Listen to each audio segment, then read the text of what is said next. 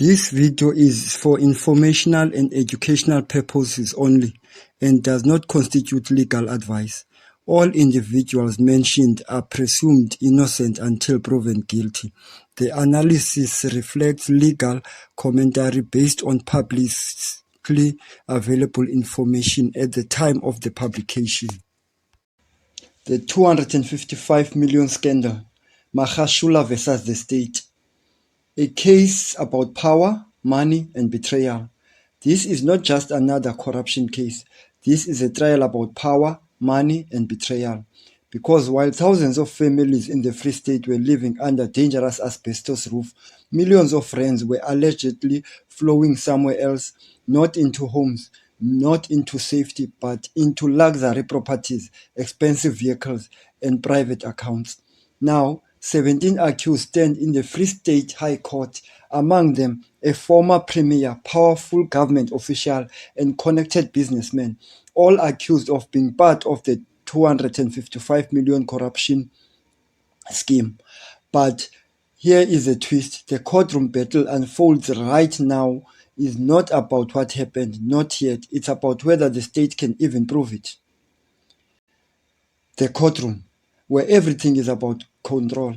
Inside the Free State High Court in Bloemfontein, Judge Philip Loubser, presides over what is becoming one of the most significant corruption trials linked to the state capture era.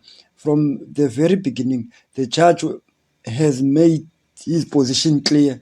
This case is not drag or indefinitely.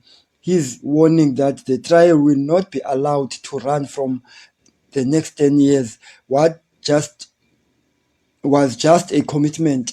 It was a signal that delays, tactics, and procedural games will be closely watched, because what is unfolding in this courtroom is not simply a trial.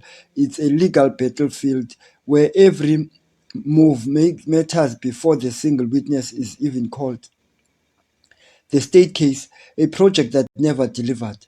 According to the state, this case began with a promise to protect vulnerable communities. A government project was launched to remove asbestos roofing from approximately 300,000 homes across the Free State. There were not just numbers, they were real families living under hazardous conditions. The tender was awarded. 1 million of rands were paid out, but according to the prosecution, the project became something else entirely. Some roofs were never touched, others were removed but never replaced, and in the middle of it, invoices were allegedly inflated, cost manipulated, and fund diverted. The state alleged that approximately 27 million rand in bribes were paid to government officials in connection with the project, turning what should have been a public safety initiative into a vehicle of corruption. The legal burden, what the state must prove. Legally, the state faces a complex burden. It must prove not just money was lost or mismanaged, but that there was deliberate intent to defraud. It must show that there was a corrupt relationship between officials and contractors, that money flow in a way that links directly to the accused, and that this was not incompetency or poor administration, but a coordinated scheme. Every accused must be individually connected to the alleged wrongdoing.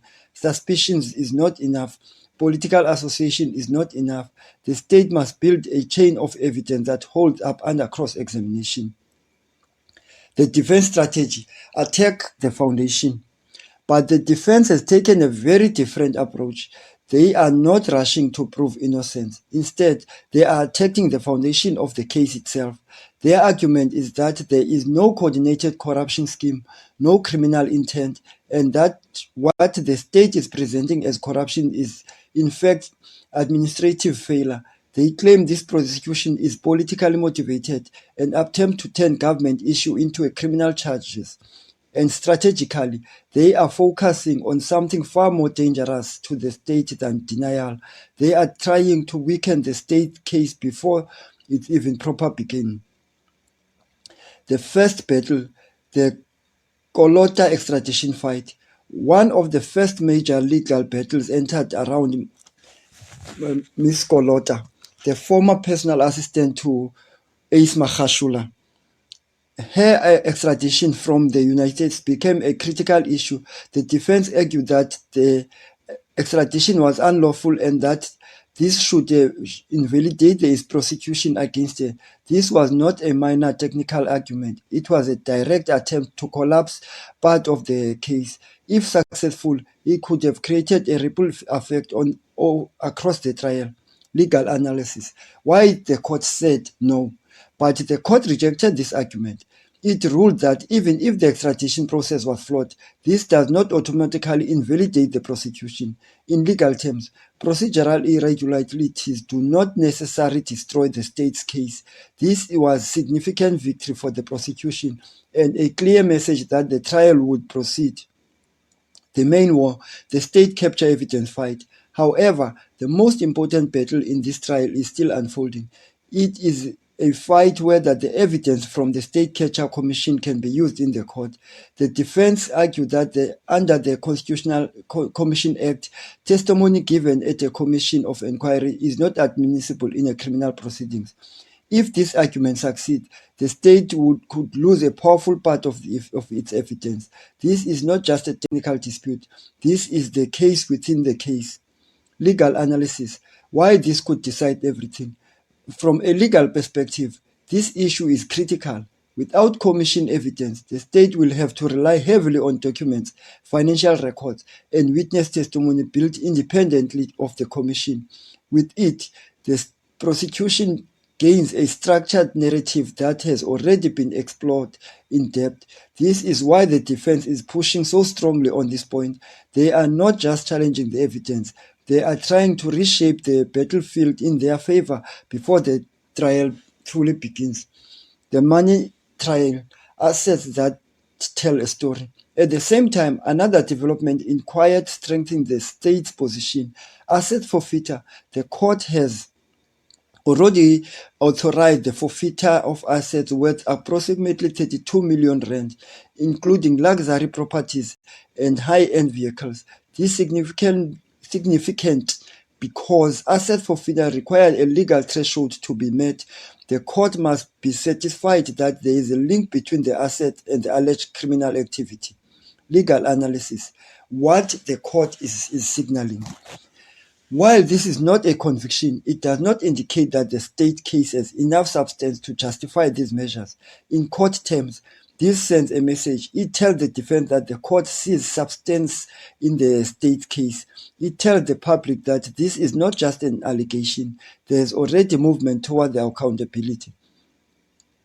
This week in court, no drama, no strategy.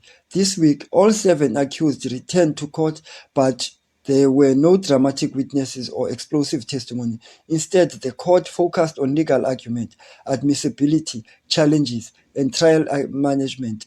This stage may appear quiet, but it is where the real control of the trial begins decided. The judge's frustration with the delay is becoming increasingly visible, and it is clear that the court is preparing to move the matter forward more decisively. What happened next? When the trial begins, before the current court term ends, the court is expected to decide the admissibility of the State Capture Commission evidence, set out in a structure for the trial going forward, and deal with remaining procedural application. Once the issue are resolved, the trial will move into the next phase, and that is when everything changes. Witnesses will take the stand, evidence will be tested, and the strategy being built now will face real pressure. Final analysis. A trial still being shaped. At this stage, the trial is not about guilt or innocence. It's about position, strategy, and control. The prosecution is trying to build a strong, admissible case that can survive scrutiny. The defense is trying to limit that case, challenge its foundation, and create a doubt because the evidence is even heard. Whoever wins those early battles will shape the direction of the trial and potentially its outcome. The conclusion. The real drama is still coming. The case is no longer just about failed housing project. It is beginning to test how far the legal system can go in holding powerful individuals accountable and alleged corruption linked to state capture. And as the trial moves closer to the stage where witnesses will take the stand, one thing is certain: the real court to drama has not even begun yet. That concludes our analysis. Thank you for watching The Sim. If you found this breakdown useful, consider subscribing for clear, factual legal analysis. Until next time, stay informed.